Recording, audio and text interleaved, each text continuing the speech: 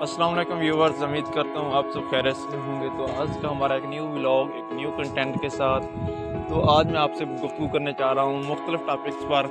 एक तो आपको ये सामने देख सकते हैं कि इधर हमने गन्ने की फसल काश्त की थी, तो ये यानी कि वो जो वाक़या जात है उसके वो हमने जलाए हैं, जैसा कि आप देख सकते हैं। ये देखें धुआँ भी उसका है। तो दूसरा मैं इस टॉपिक पर बात करने जा रहा हूँ क्योंकि मैं जा रहा हूँ मुल्तान।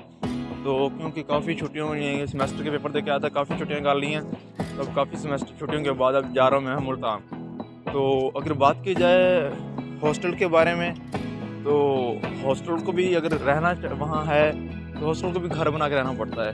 ऐसे बंदा वहाँ रह नहीं सकता बिल्कुल भी, क्योंकि जब तक ना हॉस्टल को घर नहीं बना सकता बनाता, उस वक्त तक वहाँ बंदा रह नहीं सकता सुकून से, क्योंकि दिल मुतमैन नहीं होता वहाँ। जब बंदा उसको घर की तरह बिल्कुल वहाँ उससे सेटअप हो अपना करता है, बिल्कुल अपना रिलैक्स होकर रहता है उस वक्त, बिल्कुल भी टेंशन नहीं होती उससे कोई भी। तो इसीलिए यानी कि मेरा हॉस्टल वाले लोगों के लिए यही पैगाम होगा, जो भी मेरे ये देख रहे होंगे ये व्यूवर्स, तो उनको यही पैगाम होगा कि अपने हॉस्टल को घर की तरह बना के रखें, यानी कि वहाँ उसको कोई नुकसान वगैरह पहली बात ना पहुँचाएँ, क्योंकि आप बेशक उस बिल्डिंग में कुछ साल या कुछ महीने रहना है, लेकिन फिर भी उसको घर की तरह बना कर रखें। आप उसमें रिलैक्स होकर रहेंगे, बिल्कुल कोई टेंशन कोई परेशानी आपको नहीं होगी।